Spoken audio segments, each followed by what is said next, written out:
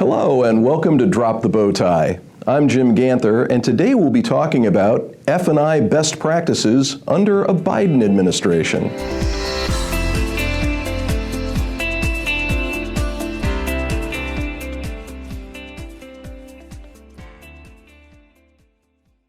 With me today to discuss this stimulating topic is Gil Van Over III, the founder and president of GVO3 Associates, probably the premier F&I audit function in the country. We like to think so. And the executive director of Automotive Compliance Education, or ACE, the certification outfit based in suburban Chicago. Based out of suburban Chicago. Gil, we've got a new administration in Washington, D.C. Dealers seem to be concerned about what might be coming down the pike. What do you think the biggest compliance challenges will be for dealers under an Biden administration? This is not a question that's never come up in the last couple months. I'm hearing it constantly.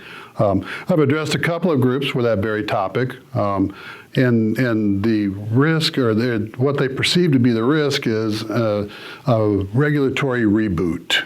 What do you mean by a regulatory reboot? Well, during the Trump administration, there was a perceived lack of regulatory over-compliance by some of the federal agencies. Now, it's not true of all of them. The Federal Trade Commission continued to go after the bad actors. But the CFPB, the Consumer Financial Protection Bureau, really kind of pulled back a little bit.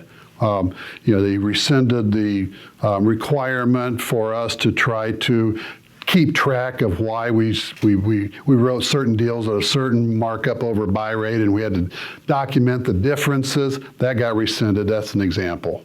The perception is, and I think is well-founded, is that with a new commissioner in charge of the FTC and a new director of the CFPB, they've stated on the record that they don't like dealer reserve, and they intend to come after it. So that is driving a lot of fear into the dealer world as to what's going on. Late in the Obama administration, the CFPB began to look much more closely at dealership pricing with respect to F&I products. Right.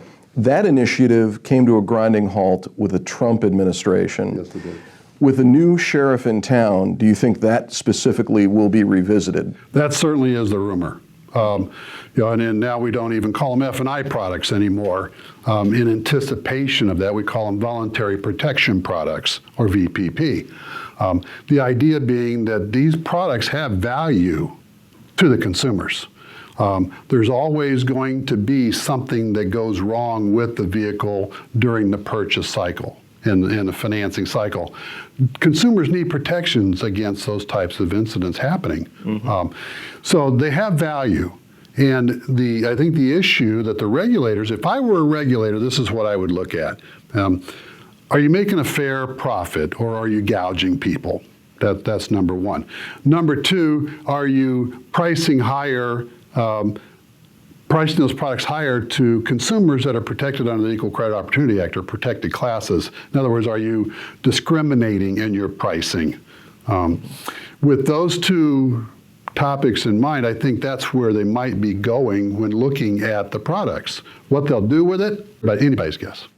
Sorry. And everybody is guessing. Right. But assuming that it is a given that there will be more regulatory oversight rather than less, what would you suggest a dealer do as a best practice to put their ship in order such that if a CFPB investigator or a plaintiff's attorney came knocking on the door, what would you want the deal jacket to look like? What can a dealer do proactively? From a voluntary protection product pricing perspective, a dealer has to self-regulate. If you're in Florida, you have most of your products have filed rates. That's not regulated by the state, but you have to file rates with the state as to what you're selling it for. Service contract, for example, you can't discount it. You can't charge more for it than your filed rate. Florida is one of the few states that does that. All dealers that aren't in a state where you're required to file your rates, you should file them yourself and call them your dealer law rates. And leave it at that. So, I've got industry standards from working with over 1,000 clients and doing litigation support. I have a good idea as to what the market would charge as a fair profit. Well then, let's drive off fair profit. How would you advise a dealer to price vehicle service contracts? And let's say domestics, not luxuries. Just I'm going in to buy a Chevy Equinox. What would you suggest that Chevy dealer price under its own self-regulatory scheme? How would you suggest they price the VSC? I would start with, first of all, you have a cost. So I like to set up our rate schedules with our clients based off a cost and make it a profit margin over the cost.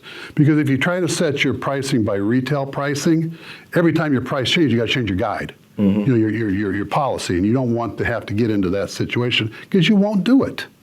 You won't do it. So you start with the cost to F&I, and that includes the pack. So let's say that the cost is $1,000.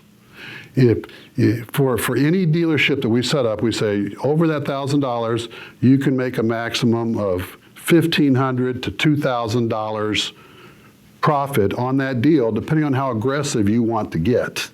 $1,500 is conservative, $2,000 is highly aggressive, but there are some dealers at that number. So that goes back to industry standard. And it would also be capped by finance source limits. If the lenders are going to have caps on certain products. They do, but for example, one of them will say, okay, we'll finance a service contract up to $2,500, but they don't know what the cost is. So you could sell a $200 service contract for $2,500, and that, I believe, would be over my limits. So that really is more of a transactional, what will we finance scenario, as opposed to trying to be a valid arbiter of what your pricing should be. Would your pricing guidelines differ between VSCs and, say, GAP and ancillary? Yes. How so? GAP is where I would go to either a finance source limit. Ally, for example, will allow you to go $1,500 retail price. Some of the credit unions in Tampa will limit you to $800. Some dealers are one price. Colorado has state-mandated pricing on what you can sell it for. Texas does if you sell it as an insurance product and not a waiver. So it depends on where you're at, but we try to write the policy manual so that it says finance source limits or state guidelines. And that's for GAP? For GAP. What about ancillary products? Paintless dent repair, tire and wheel, key replacement? Right. Those we go back to what's your cost to F&I, and then your profit margin over and above that.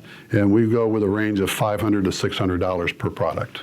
Okay, that sounds like there's still plenty of profit capacity in that guideline, provided you don't exceed them.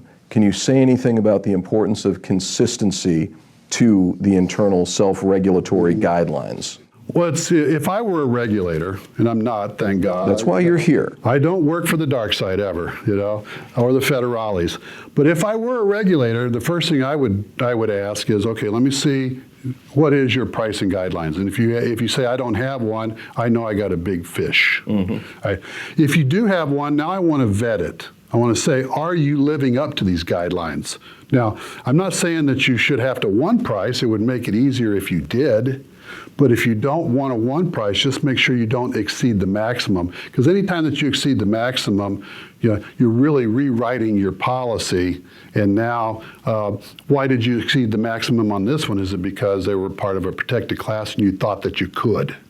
In conclusion, are there any other best practices you would advise your dealer clients right now, before the new regulatory scheme really gets traction? What would you tell them?